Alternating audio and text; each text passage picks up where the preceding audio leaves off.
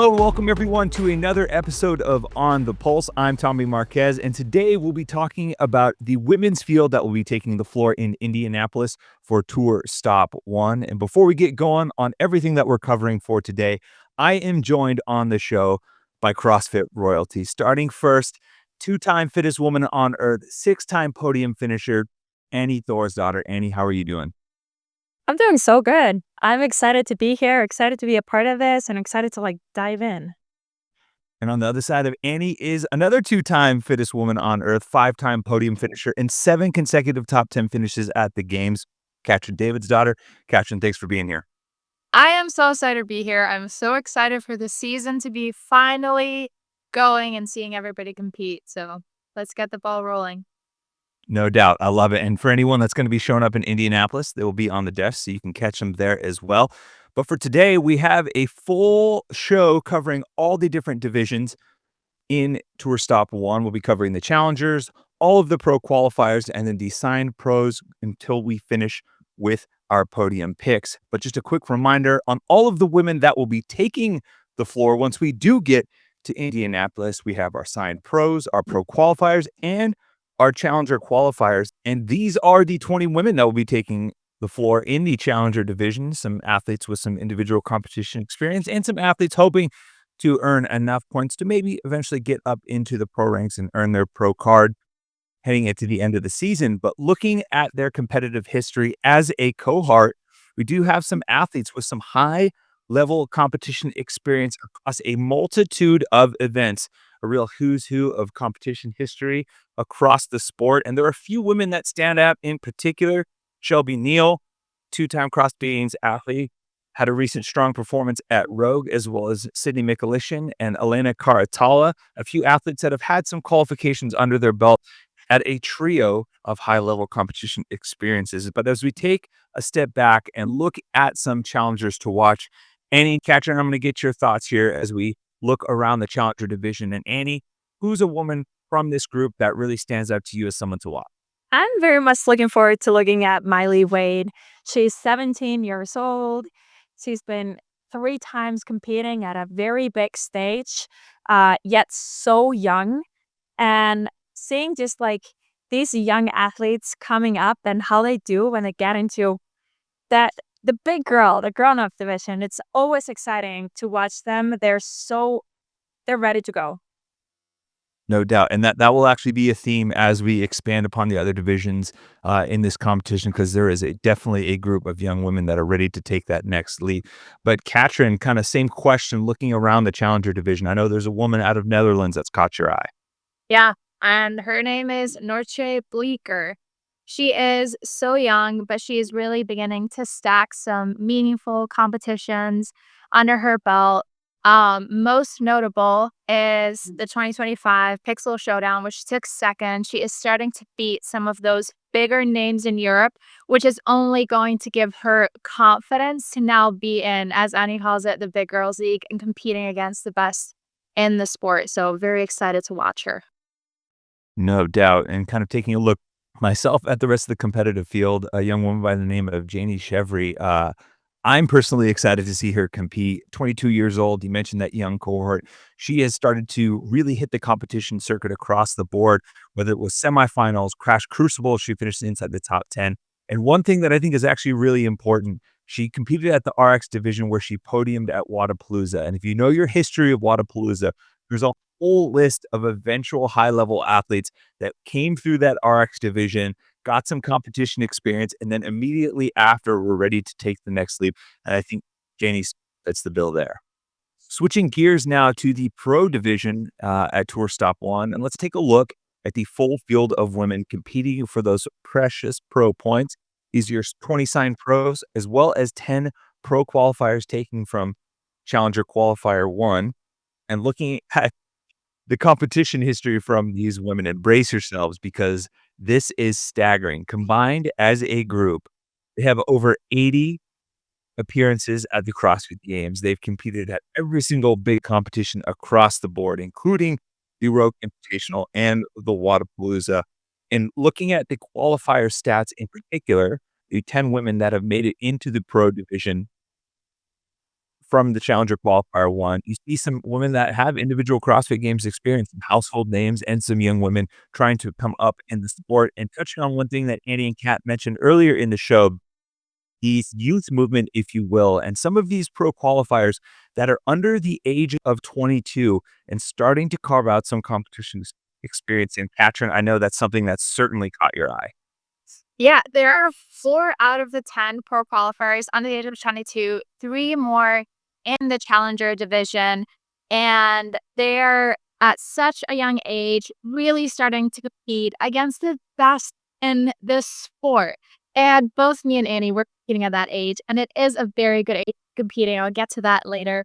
But also don't want to take away how impressive that is because the sport is only growing. The bar keeps getting put higher. The standards are putting higher. They have to be so much more mature, so much more talented, so much more skilled, much stronger. And so it really impresses that all of these young girls are coming through. But I will say, even towards the end of my career, I was always working on uh, using my experience, but also tapping into that youth.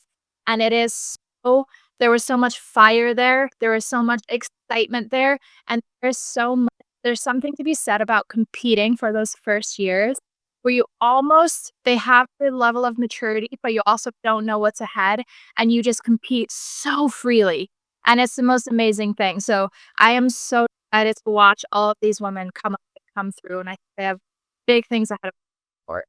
Big things, no doubt. And I think you and Annie are both kind of the blueprint as far as young athletes making their way in the sport at a very early age and having long, successful careers. But if we're taking a look at some other trends across this pro qualifier group, it's hard to ignore the trio of women coming out of the Krieger training camp. And Annie, they're someone that I think has really started to make a name for themselves in the sport. 40s. Yes, absolutely. I think it's always great to see, almost like seeing a nation get up there. You see Andrea Solberg, I think most of us kind of know her at this point. She has been stacking individual experiences and like has second and fourth the last 2 years in Dubai, 13th at Euro semifinals last year, fourth in the Open this year, and won the qualifier for this. Like, that is not surprising. Also, looking at the events, like, I would not want to gone head to head with her, even in some of these events. She excels at so many things. Now she's been in the sport for a while. And I think we're only going to continue to see her now when she's getting stronger and stronger, do better and better. And then we have Var Thurman Mo and Oda Lundegvam. Hopefully not butchering their names here, but they're all a part of this Krieger team, and having more athletes that are pushing you, motivating you. And I feel like we have Kristen Holt is just kind of like led the way there. And wow, how many female athletes in Norway have gotten inspired and strong because of her, because they see maybe what it takes to get to the highest level. And that's what we've seen for so many athletes when I've traveled around. It's not just enough to do what you're supposed to do. You need to do it the right way. And she is a phenomenal coach, and she will tell them what the right way is. So I'm excited to see Var and Oda go as well, because they've been on teams before, and they've done now a couple of individual experiences. So I'm so happy that they managed to get in. I know it wasn't those last spots, but they beat out some very good girls to get those spots to compete. And I think they're going to be pushing the pros in a lot of the events. No doubt. Well-deserved qualification from all three of those women. And like you said, Kristen Holter really kind of started a movement there out in Norway. But before we transition again, I would be remiss if we didn't highlight one of the qualifiers in Fie Sagapi, who has really been on fire the last few months, whether it's, having a top 5 finish in the qualifier, doing really well in the Open this season, as well as showing up in live competition at Mayhem Classic and walking away with the win, as well as a CrossFit Games ticket. And of course, she hit the competition circuit on the offseason as well this year at Crucible. Taking a look now at the signed pro athletes in this women's field for Tour Stop 1. And these are your women 11 through 20. based on rankings for the WFP. And it should be noted that number 20, Emma McQuaid, is not on this graphic. She is not competing at Tour Stop 1, but she is planning on competing the rest of the way due to injury. So we do only have 11 through 19 here. But they are a stout group of individuals, and there are a handful that I think are ready to maybe take the next step. Amy Kringle, Maddie Sturt, Sydney Wells, all with high-level competition experience under their belt. And taking a look at who could potentially make that next step, is there a woman on this list that really stands out to you? 100% going to be Sydney Wells. I think I mean, she 100% has the genetic makeup to be one of the best in the sports. Her twin sister, Brooke Wells, has been for over 10 years a top contender in the sport. She has been a podium threat for many years. And then there is something so powerful to be said about proximity. Of Sydney getting to see Brooke live it and do it and know that if Brooke can do it, so can she. And I've gotten to be that person as Annie paved the way for me. She showed me how it was done. She showed me it could be done. And that is such a powerful thing that I hope she takes and runs with. I think she has a future ahead of her. So she has a lot of experience, even though she is still new in the sport. I just think through observing and seeing her go through it all. Belief and hope, two very powerful things. And I love the Yeah. comparison between you and Annie because we got to see it play out across your careers. But taking a step back now, looking at the rest of this 11 through 19 group, Katrín, I know there's a former podium athlete and Emma Lawson that you've got your eye on for Indy. Yeah, so Emma Lawson, she is 20 years old, and since she came onto the scene, she has been one of my favorite competitors. I love watching her go. She is so poised. She's always in control, and I think she competes so beautifully and so well. And at 20 years old, she has already done, you guys can see it on the screen, but she has taken second at the CrossFit Games. She's been third at a very strong North American East semifinal. 2023 worldwide semifinals, 9th. That was an online one. She competed against everybody in the world. She is 2023 Rogue, which technically I would not say plays to her strength, but still podiums at the Rogue Invitational. So it just shows that for a 20-year-old, that is an incredibly strong resume. And I think she had a tough year. This recent year has been very tough for her. And I truly believe that her secret sauce is just letting go of that pressure, letting go of expectations, and just allow and I think that is going to be a beautiful thing to just allow to so freely again. And I'm so excited to see her come up with her again. And while we're on the topic of Emmas, I know looking across the pond over to Sweden, Emma Tall is someone that you're excited to see as well. Yes, absolutely. I think some would say she's one of the older athletes on the floor. I would call her one of the more mature athletes on the floor. She has just had, I feel like last year we were seeing one of the best versions of Emma Tall we have yet to see. At the European semifinals, she was third, and that is a very, very strong semifinal field. And she didn't finish the CrossFit Games. She ended up withdrawing from it. So I think she has even more fire because she didn't get to show how good she was. And I know how much that can give you. We saw her doing good at Wadapalooza. And I believe that just now getting to see her on the tour, she is fully focused on this. We are going to see a weapon competing there. So I am like genuinely just really excited to see Emma Tall go. No doubt. And I love the point about, not being able to necessarily show what you're capable of only adds fuel to the fire. And for me, when I think about that, I think of Lucy Campbell because she's an athlete who, qualified for the CrossFit Games as a rookie, then had a debilitating wrist injury that knocked her out for multiple seasons, looked like maybe her career was over. And now suddenly she gets to come back and her first live competition back, she wins Wadapalooza, backs that up with a strong finish in the Open. And when you're talking about momentum and the freedom to finally compete and get to show what you're made of, I think Lucy's got all the wind behind her sails. And She's someone I think a lot of people will be excited to see compete once we get to Indianapolis as well.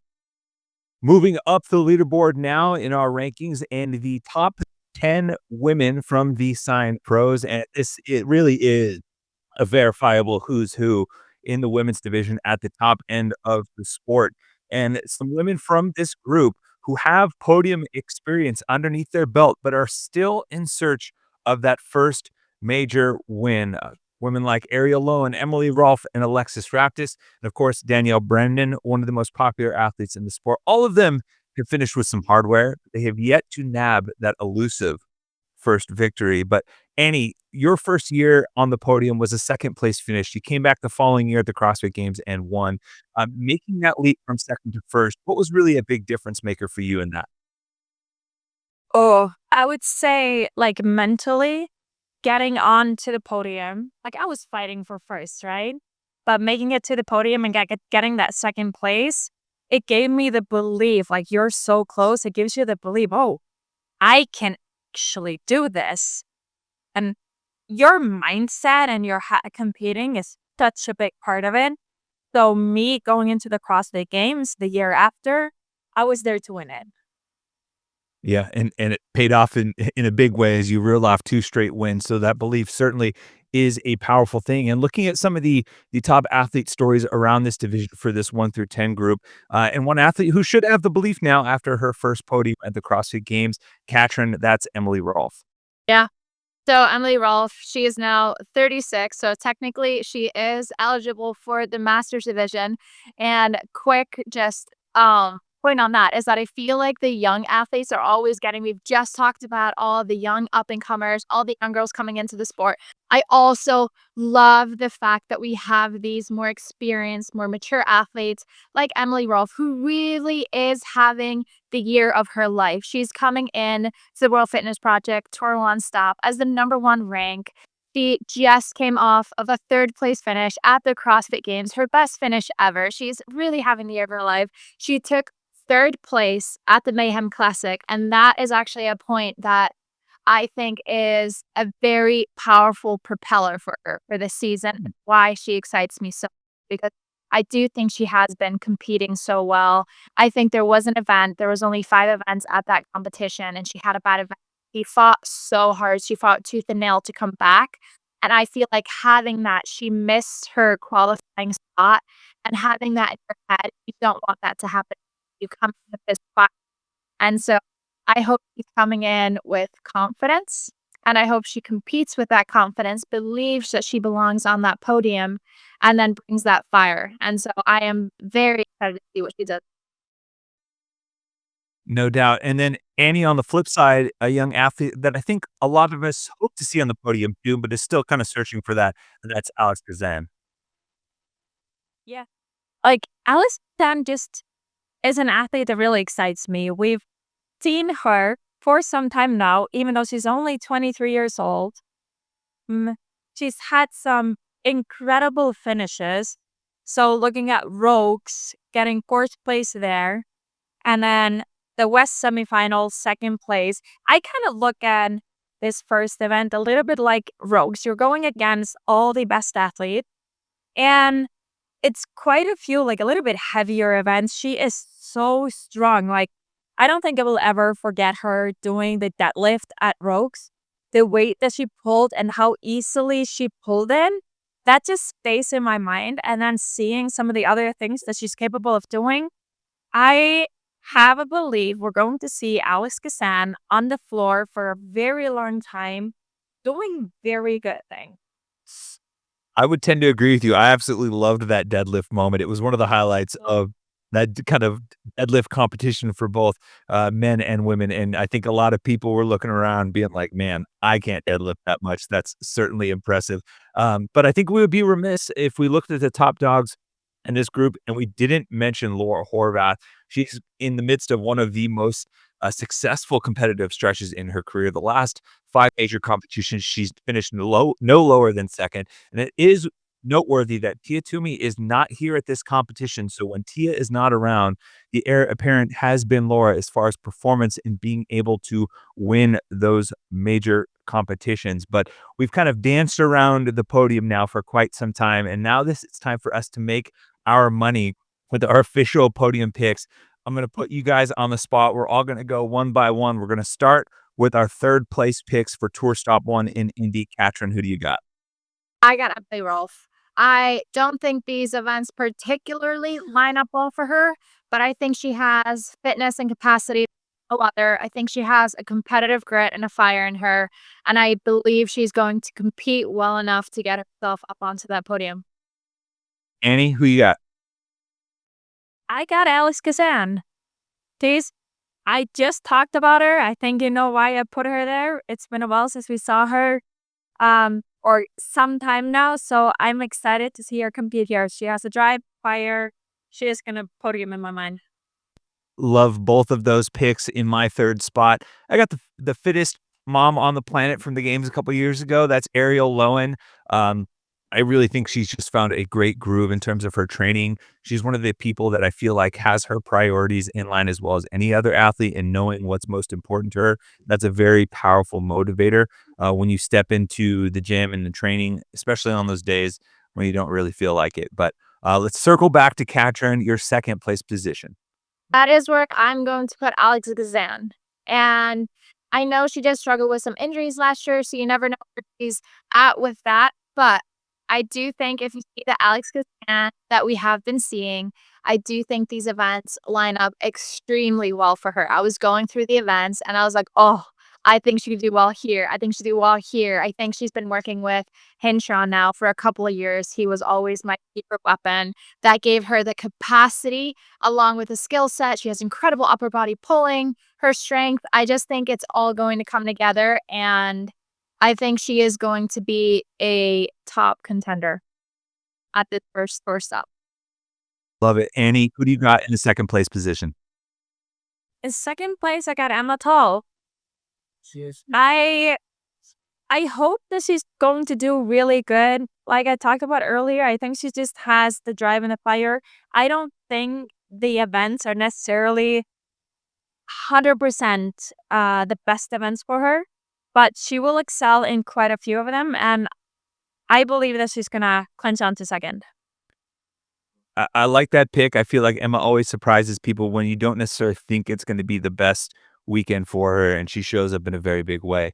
For my second place, I'm with Katrín here. I think Alex is going to have a great weekend. I kind of went through the same process as I was going. I looked at an event. I was like, oh, that looks pretty good for her. Oh, that looks good for her too. That's got some upper body pulling. Oh, she's really strong. She should do well there. And at that point, it's kind of hard to justify not putting her in one of these podium positions. And, maybe a second place finish will really light a fire for her the rest of the way in Tour Stop 2 and at the finals in Copenhagen. All right. Top spot, Katrín. This is the big one. Who do you got? This is one I'm very secure in. I put Laura Horvath in first. She has made herself hard to beat. She is very good across the board, but she is not unbeatable. I think it will be a great competition.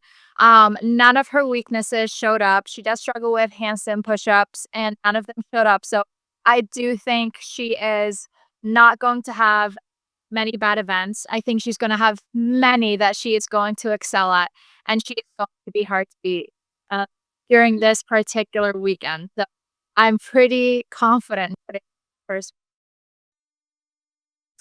All right, Annie. Is it more of the same? Who's your pick? I'm gonna surprise everyone here and put Laura Hobart. Gosh, you zigged. I thought you might be for a second there. So Laura Hobart, pretty much same as Kat said, and it is going to be hers to lose in my mind. She is just in such a good shape, and like you talked about earlier, Tommy, where the girls are gonna have to fight really hard, and she's gonna have to almost like make a mistake to not get first place here. She just needs to have a very solid run. Well, I wish I could say that I'm going to have a bit of like a zig when everybody zags, but it's going to be boring here. It's unanimous across the board. My top pick is Laura as well, for all the reasons that I just mentioned. the competitive stretch that she's currently in. And she's one of the athletes that I think when she shows up to a competition that has a little bit of an aura around her, that can almost affect some of the other athletes, whether it's, in the stalls, or that's the athlete that maybe some of the other women are kind of peeking at to see what she's doing.